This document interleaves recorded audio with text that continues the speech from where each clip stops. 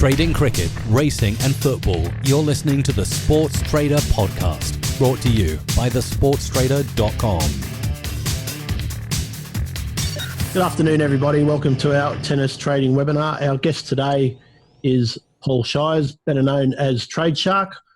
Hi, guys. Twitter. How you going, mate? Good, thank you. Yeah, he's been with us before and done some webinars on tennis, but I've got him on today just to have a short chat to us regarding the US Open. We're going to have a bit of a look at that because it's all very different this year. So if you want to see us on camera there, you should have a setting that says speaker view or gallery view. If you just click speaker view, you should be able to see both of us there. And yeah, good afternoon, mate. Welcome. How's it going? It's going well. It's good to be back on some tennis. It was a long 4.5 months. It really was. Kept myself busy during the time, but it's not the same as trading matches, actually making money. No, and of course, now that they're back, everything sort of changes because you just get in the flow of the season and you can expect some consistency from week to week. And it's the same with the golf. When they've been off for so long, you're just not sure how fit they're going to be, what they've been doing. We've seen Djokovic off having some exhibition tournaments and some parties and got into a bit of trouble. But other people have been doing nothing. But just wanted to have a look at the US Open with you this year because it's going to be really different and just see who's in, who's out. There's no Nick Kyrgios, of course. There's a load of others missing. If we could just run through the men's tournament with you and then we'll have a quick look at the ladies. Yeah. And if you could just give the guys an overview of how you're going to trade the tournament, maybe some individual matchups we could look at, then we'll just take a few questions and wrap it up. I've had a bit of a look at who's got a chance of it. As you say, the slams are different to normal tournaments anyway, but this is completely different as everything else is this year. We're going into a slam with, as you say, a lot of the players not having played since the tour resumed. And it's not only that, but for example, you never have, I've never known it certainly, I can't imagine why it would have happened in the past, you would never have another main tour tournament running at the same time as a slam. And that is going to happen next week. We've got the WTA tournament in Prague running alongside it. So that's something that's different. You never only have a Grand Slam, a gap of a week, and then another Grand Slam. We've got the French coming up as well. So you're not sure who's not too interested in the US Open, more interested in the French. I suspect that's why Halep's maybe not here. She's going to have a bit more chance on clay. And you've got a situation where, I mean, Team is really good on clay. Is he going to be more interested? Get through a couple of rounds here and concentrate on the French. So there's a lot of extra things to think about other than just trading a Grand Slam, which can be tricky. Certainly if you're doing it for the first time, because you're going to have so many matches on at once, and a lot of people just get overwhelmed when you look at whatever site you're using, Flash Scores, Tennis 24, whatever. So many scores ticking over, and you can get a little bit sort of deer in the headlights and end up doing nothing. I remember the first 2 or 3 slams that I traded, I probably didn't trade more than a couple of matches in the first round because I was just mesmerised by it. Didn't want to miss out on any opportunities. Yeah, so when you look at things like Halep, do you think she'll be now playing on like a warm-up clay tournament for that and just skipping this altogether? And I wonder how many have missed it because of worried about it being in New York and COVID and everything, and others because of a tactical decision. Others might go for the easy win next week in Prague because all the top ones are going to be at the US. It's really interesting how we go, but it adds a lot more questions than you would normally have. I haven't actually checked if she's playing Prague, but I would imagine she is. A lot of them are scared about what's going on, as in the lack of controls of COVID in the US, and you can understand that. I'm not sure I haven't kept up in the last few weeks of what all the quarantine regulations are. That's going to put some people off. Not having your full team with you. They don't want to, I think they're allowed one person. Initially, the regulations where you could have one person in your team, whereas somebody like Djokovic is going to have a dozen people with him. Well, we'll go and have a quick look at the men's tournament. So we'll get that up on the screen here and just see sort of what we're looking at here. Now, we can see there you've got Djokovic at 183, Medvedev 7.6, 8.6 for Tsitsipas, and I can't even say that name, sorry, and Dominic Thiem is 12. So, I mean, look, you're looking at 88% of the market there in 4 guys. So, I mean, that is a really tight market, and I think there could be possibility of some value, Zverev at 38, for example. These guys aren't going to be match fit and rock hard. Is there the potential here for some upsets? Yeah, this is what I've been looking at last night and again today, just to get the prices accurate. I've gone through, if you follow my blog, you may have seen on the blog that I posted last night predictions for the tournament. Now, obviously, once you go past one round, it all gets very speculative. You can really try and look at the matchups. So we've got your blog here. Where will I find that? If you go to the top. To the top here, yep. And click on blog posts. So you guys can just go there if you like. It's just blog.tradesharktennis.com. And there's the US Open and the ATP tournament predictions. So we can come back and have a look at that. But yeah, you carry on, mate, what you're saying. So what I've done is try to go through and predict how each player's going to do. An easy one, it's hard to go against Djokovic in a slam just because the best of 5 really suits him. He's been there, played the tough matches before. Pretty much every time he plays a Grand Slam match, unless it's the semi or the final, he's got more experience in the big matches than his opponent. And it's really hard for somebody to get 3 sets from him.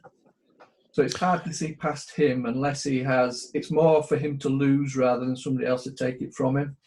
Yeah. So, I mean, no value on him at 185. Medvedev, he's got a good chance of reaching, I think, the semis. Made the final last year. 4th round at the Australian Open in January. He's played well this week. Not quite at his best, but maybe he was holding back a little bit. Not great value at 7.6, though, for the tournament.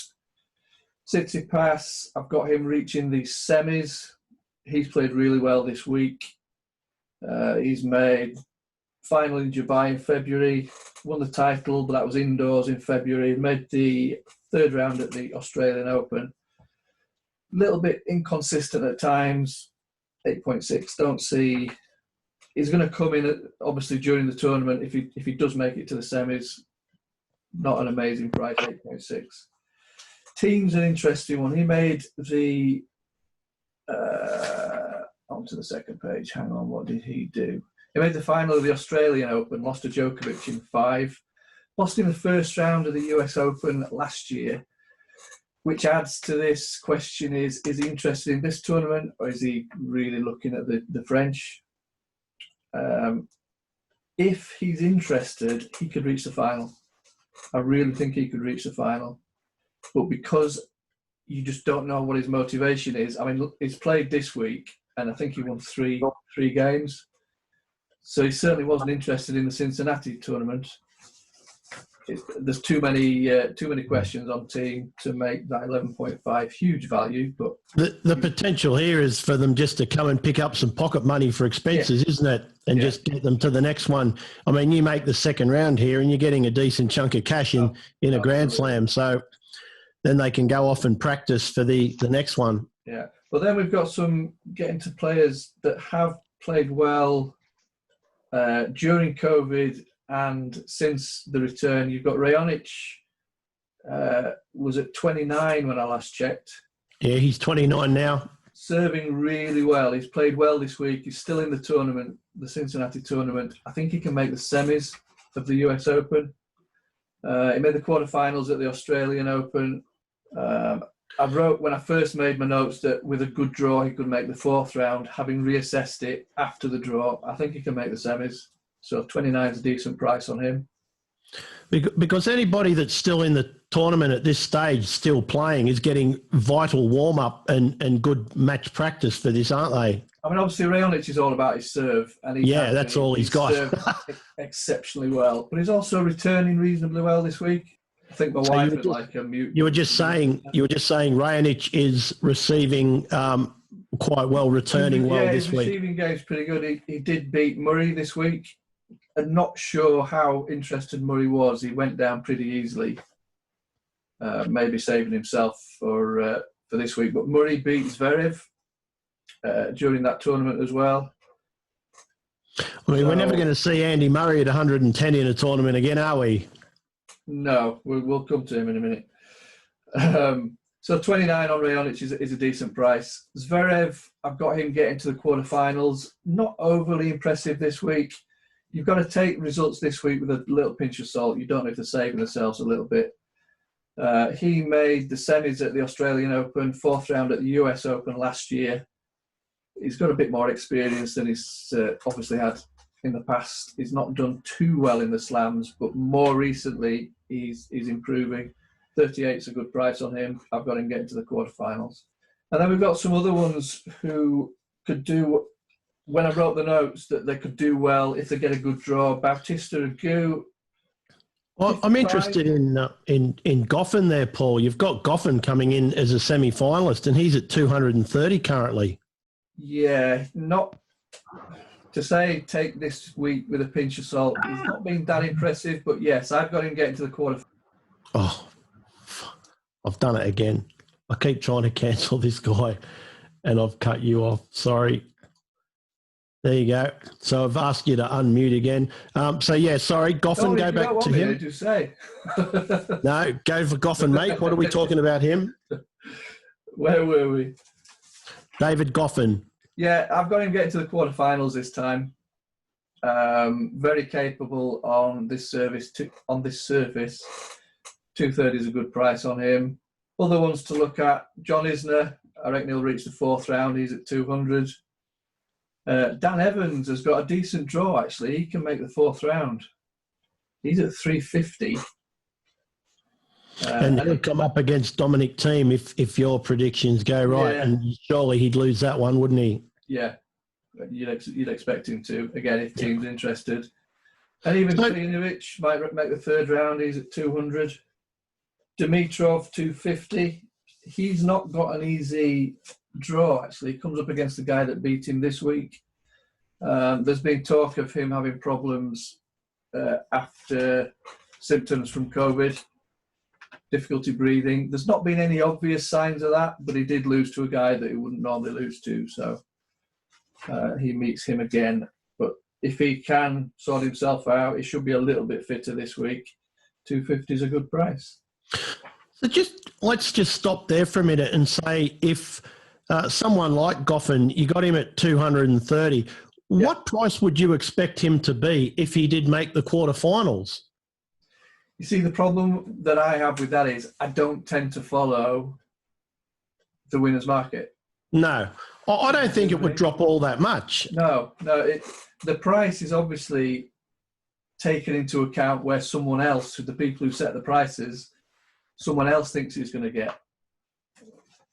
And of course, his price can vary greatly, Paul, because let's just say hypothetically, Djokovic is knocked out in the 2nd round. Well, Goffin's 230 now becomes great value. Mm-hmm. Yeah, he might be playing John Isner in the quarterfinals. Totally different match, totally different prices. This is really why I don't bother with the winner's market, because you're putting one bet on that's involving multiple matches, and I wouldn't touch accumulators.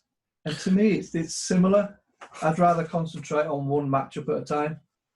Yeah, well, this is why I don't really trade a lot either, because I've found that with Djokovic at 183, if he gets to the quarterfinals, he's not going to be a whole lot shorter. It's already factored in. It's not like, I'll back him now at 183. If he makes the quarterfinals, he'll be 120.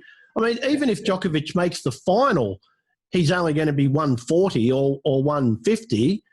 So you're only looking at 30 ticks for him. But yeah, 30 ticks to get through 6 matches is not great value at the moment.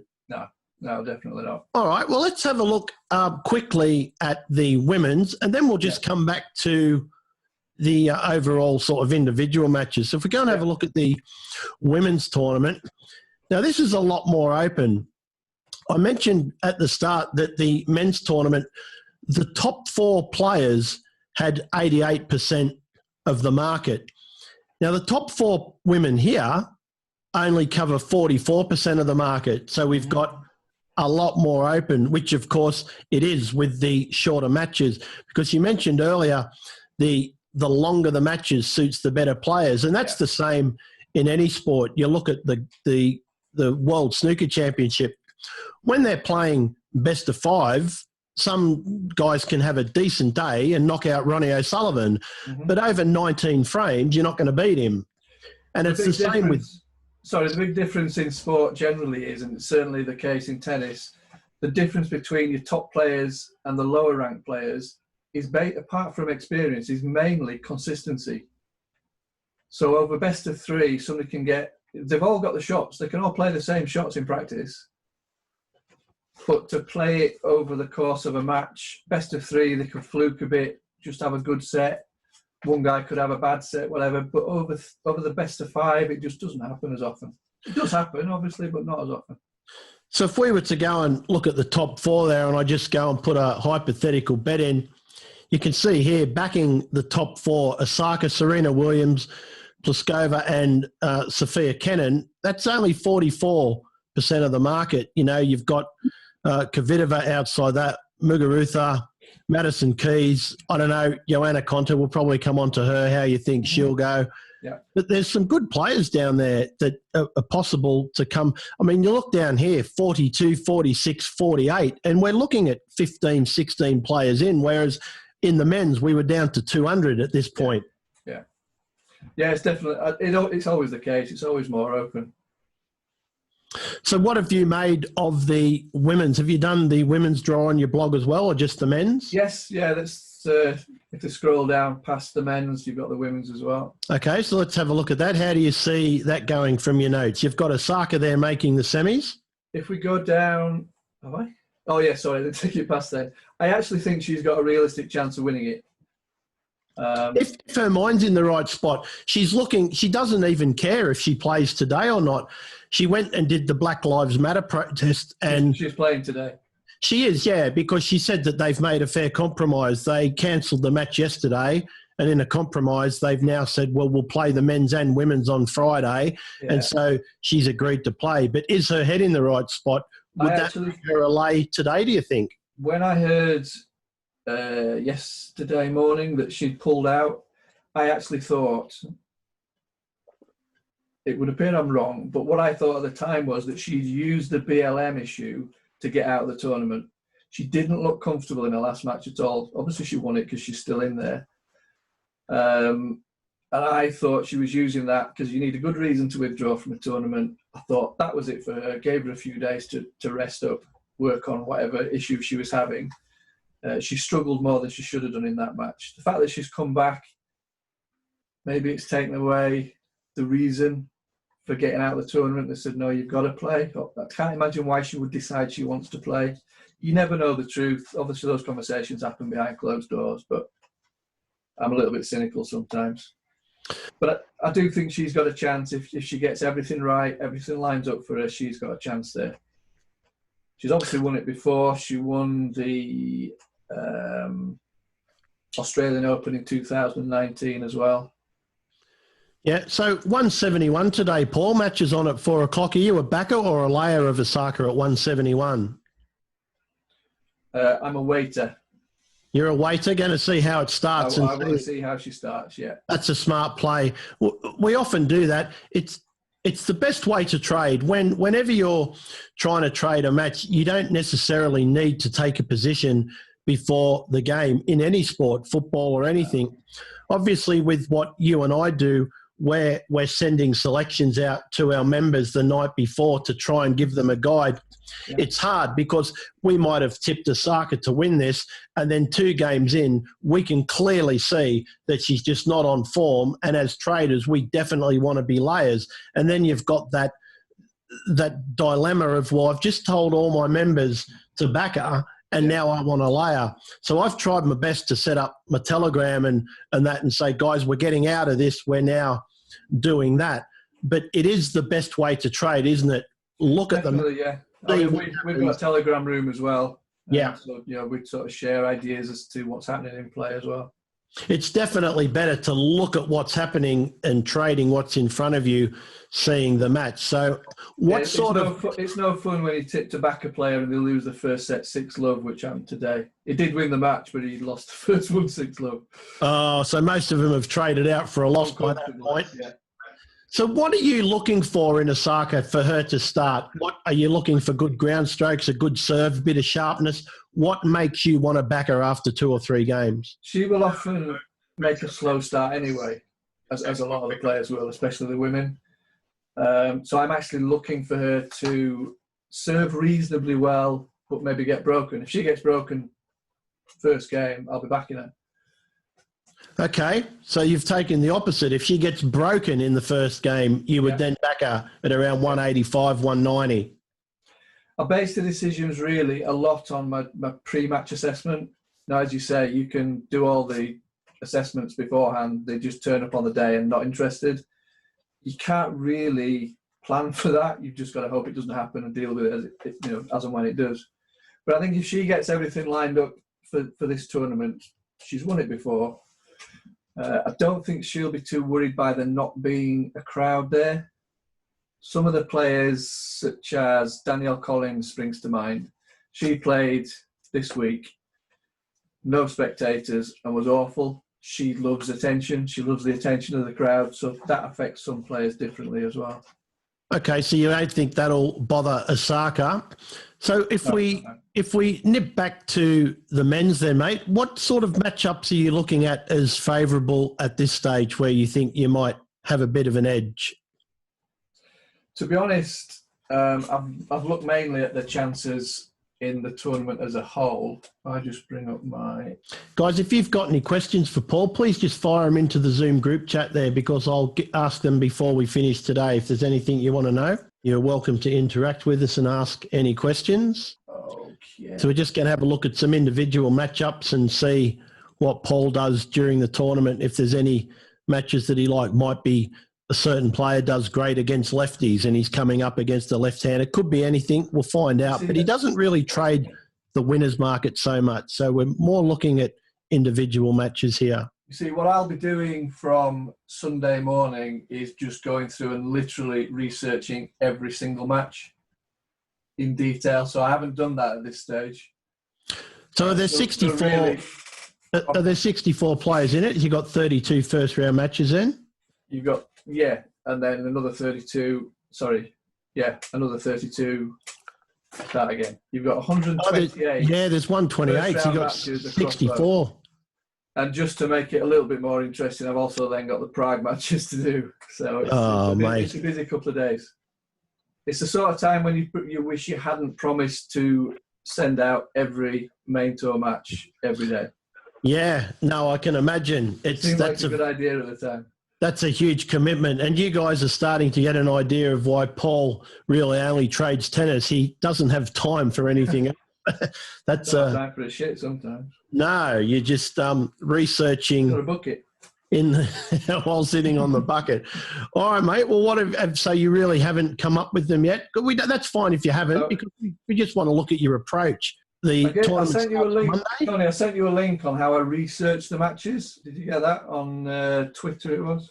No, I didn't. I can go and get that though. Basically, it's a video that I've done. Every time I research a match, I go through the same process, and it can take 30 seconds sometimes, and that often can give you a good idea of how a match is going to go.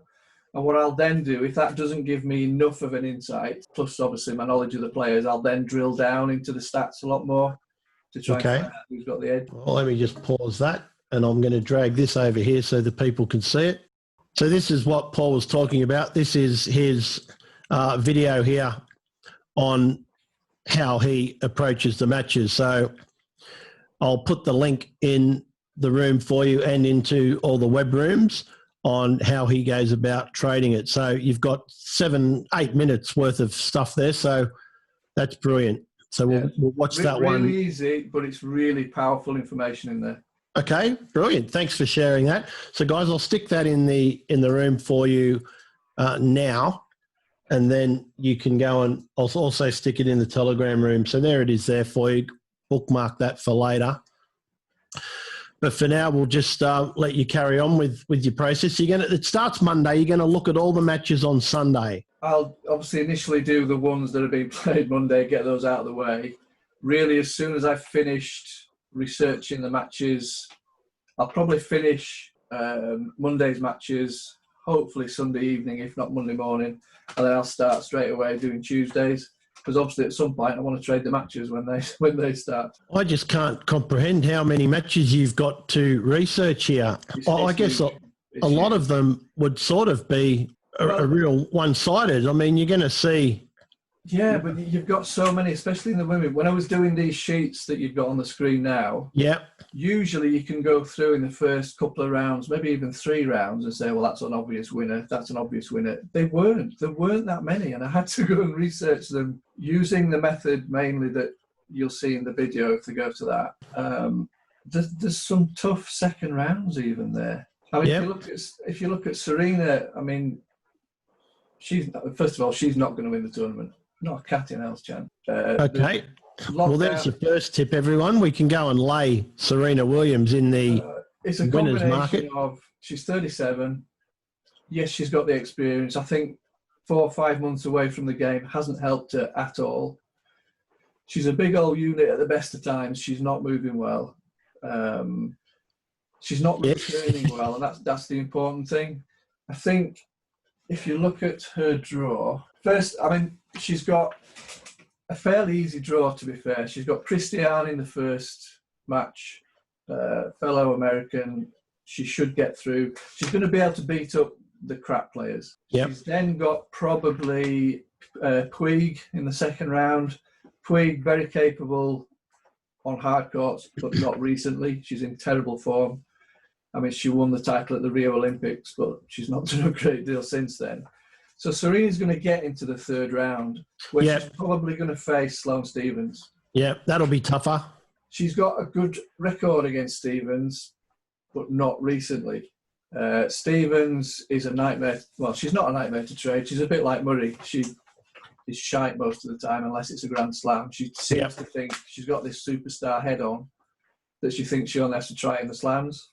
So I think she'll really be going for that one. So I could see Serena possibly going out in the third round. I've actually got on there that she gets past just because Stephens is so inconsistent. She's then up against Sakkari, who's had an excellent week this week. She's in really good form. Obviously, Sakkari beat her this week, but Serena was a set and 5-3 up and lost. Now, she doesn't do that if she's anywhere near her best.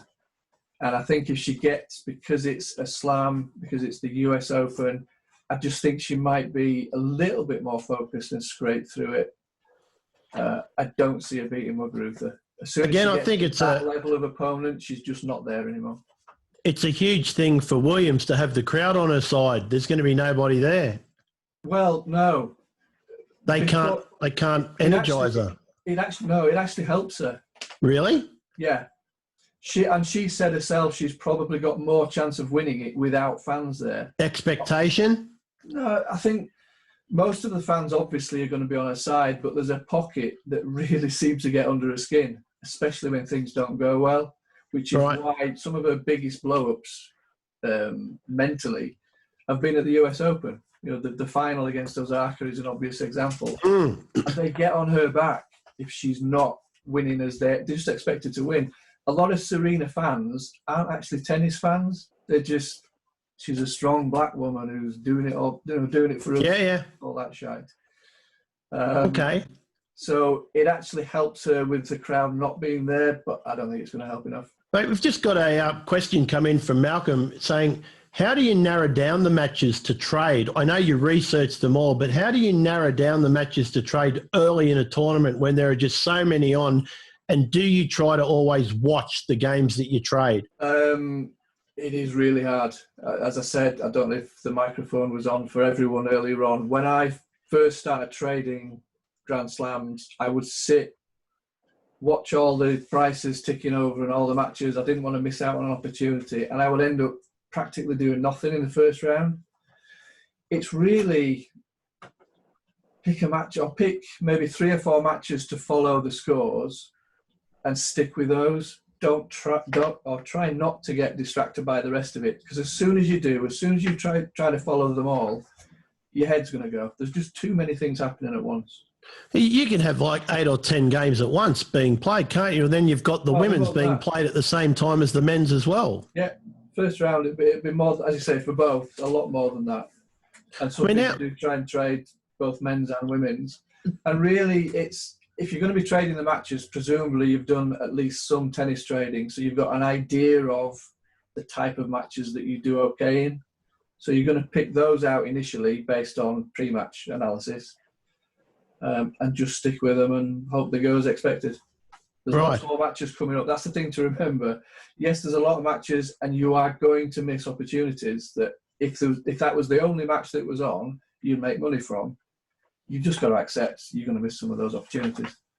So do you have any favourite players to trade? Like for me, obviously, you've known me 10 or 12 years now, Andy Murray, right? Yeah. Because of the way his matches go, he used to nearly always get broken in the first set, or he would most definitely he sometimes would lose the first set, and the price would go from like 110 out to 160. Now, if you're doing something like £1,000 lay at 110, where you're only risking £100 and it goes up to 160, you've just made yourself about £500. And Murray does that consistently. Are there any that you really like to trade and follow based on market performance over a long period? No, it's generally a type of player that I want. I want a player who maybe isn't switched on at the start. For example, as I said earlier, Osaka, I'm looking for her to lose. She so often gets broken and even loses the first set. So I would never back her at the start. So that's the Andy Murray of the women's tournament then? In a way. There's a lot of them. There's a lot more of them. And it's quite common for the pre-match favourite to get broken first.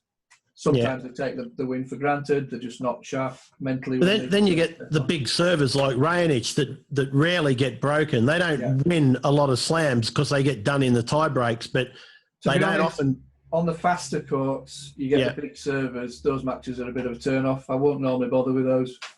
No. Because a break against you moves such a long way because there's not going to be many. Yeah. You're basically taking a punt because you've got to be right. Raonic versus Isner, for example, is not a match that would excite you? No. Right. No, that's good to know. That's why we're here, to learn that sort of stuff. Because for me, I'd take the opposite. If the market completely expects Raonic to hold serve, then the market's not going to move much if he does. The big move will be if he gets broken. So I would take the contrarian position. It depends on his price. Of course. I mean, quite often, if you've got two big servers that are serving well, they're going to be, the favourite's going to be 1.7, 1.8 or something. So I don't particularly want to be laying at that sort of price. Have we gone again? No, I've still got you. I've just turned a couple more off, mate. I'm making sure not to click you off. So it's all about the price. So just run me by that a little bit again. I was just distracted. So when you got two big servers, what will happen to Raonic's price?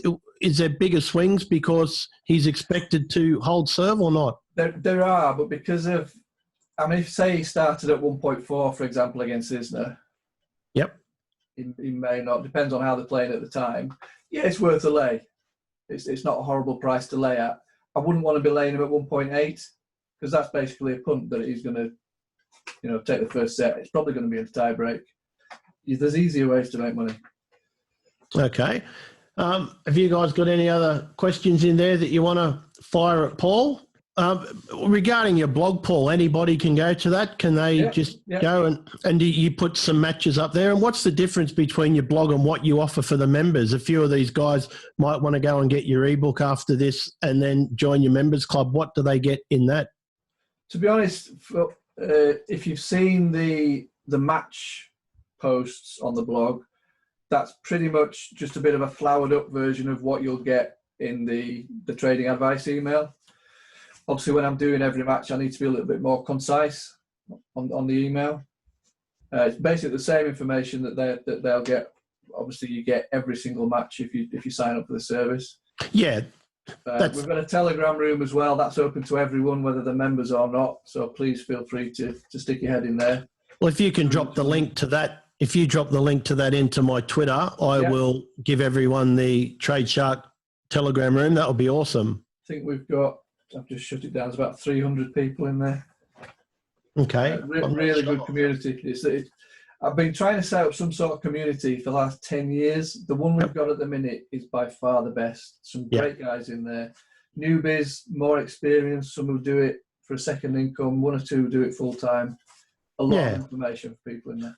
Well, we've got 387 in our tennis room at the moment. So if a few of them come and join up with yours, it's great. So there you go, guys. We'll go and get the room. So Richie has said he can't recommend the guide and Telegram room highly enough. So there's Richie's in there with you. So a lot of these guys will be crossover, Paul, between us. They'll just be in both rooms. Definitely. Cool. Any other questions or anything else that you're looking at? So I think we're going to go and keep an eye on Osaka this afternoon with the possibility of a lay. Yeah. We're going to wait for Sunday to see what you come out with as far as this tournament goes. I mean, if you're looking for some value players in the winners market on the women's, you've got Kenin at 21. Not in superb form. I'm expecting her to get to the fourth round. Kvitova, I've got her getting to the quarterfinal. She's at 22 at the minute. 24 now. I've gone up a little bit. That's fine. She's having a good season. Didn't deal with the conditions too well this week. It was quite humid and hot at times. Hopefully it's not going to be quite as bad. If it is humid, she's going to struggle again. Muguruza not played since February, but I've had a really good season so far. She's at 21. She's got a chance of making the semis. She needs to get past Keys, though. In I think it's the fourth round she meets Keys, third or fourth round. Keys hasn't been impressive last couple of games, but generally has been in better form. I think she'll reach the fourth round. She's at 22. Round 4 she plays Keys. Joanna Konta, she's struggled a little bit. Now, the reason she struggled is her serve wasn't working. Massive part of her game, confidence-wise as well. She's found her serve this week. She's still in the tournament. She's playing the semis this afternoon. She's at 25. I think she can make the quarterfinals. Who else? Azarenka, she's got a tough draw. I think she meets Sabalenka in the second round. Sabalenka's been a little bit iffy this week. Azarenka at 38, might be worth a few quid. Mertens, one of the standout players since things have returned. She, I think, will get to the quarterfinals. She's been in superb form, really consistent. She's at 28. You've got... Sorry, Paul. You've got Zabalenka beating Azarenka in that second round game. Wasn't sure about that one. I think Azarenka's going to go out mainly because she's had a tough week this week. And then you've got Zabalenka winning the third round match too, possibly against Kurtamatova. Yes, if she gets. And then she'll face Konta. She'll win that. Yeah. And then she comes up against Konta. So we'll know by then if Konta's serving well or not, because she'll still be in it if she is. Yes, absolutely. Another standout one is Brady. She's been superb this week. Ran out of steam a little bit. I think she can get to the semis. She's got a decent draw. She's at 34. Kontovic played well this week as well. I think she'll get to the fourth round. She's at 42. Yeah. Sabalenka's at 42 as well. I think she'll get to the fourth round. I think she'll lose to Konta if they both meet there. And Sakari, who is probably going to come up against Serena if Serena gets past Stevens. She's at 75. Her game has really improved in the last few months. She's been really strong this week. What about the young? A little bit, but what about the young Corey Goff? I think she needs a little bit more experience before she's going to be a big name in the slams. Okay. I just thought maybe with no crowd there, a bit less pressure, she might be able to just express herself a bit more. Maybe. I don't think she worries too much about the crowd, to be fair. I see Kim Clijsters is back in the draw. Yeah, she'll be passed out of it as well. Okay. How old's she now? 63 or something, isn't she? 63, yeah. Venus Williams, any hope? She could cause an upset or two. She's getting to the back end, obviously, of her career now. She must be in her 50s, for God's sake. Well, she looks like it when she's walking around the court. She's had some decent performances, but not enough. I don't think she'll be able to string enough together in this tournament. Well, what's interesting, Paul, is you've tipped Monica Puig to do all right, and she's priced a lot higher than Venus Williams. So Venus Williams must be just priced on reputation. Well, she is partly. I think Puig will go out in the second. Two aspirins to dull the pain. That. Chris, I'll just turn you off there. Chris, go and get your aspirin to dull the pain. Is that pain from me or from Paul, mate, listening to us? My money's on me. Oh, right, there we go. So, sorry, mate, going again on Venus Williams being priced on reputation.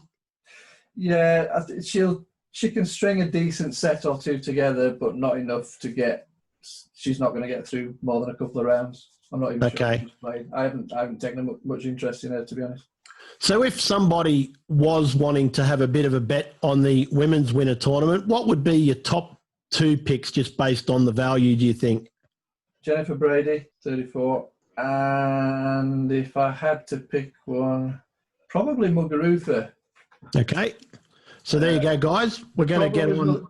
Just one caveat on that one. She hasn't played since February. She was in superb form before the lockdown. So she might have a shaky few games when she first starts, but I think she'll do well. Semi-final. I mean, it's 6 months. It's massive, isn't it? Yeah, definitely. All right, so Muguruza and Brady for the women's. Let's go and have a quick final look at the men's, and then I'll take any questions you've got. So we know that this is going to be fairly straightforward, we expect. What do you like at the big prices? Medvedev, any value at 7.6, or is he going to stay that price until he gets to the semi-finals?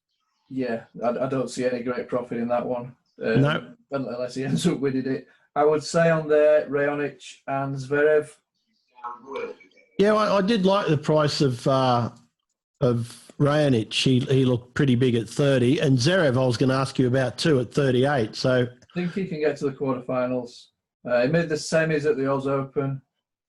4th round of the US Open last year. He's worth a go. Okay.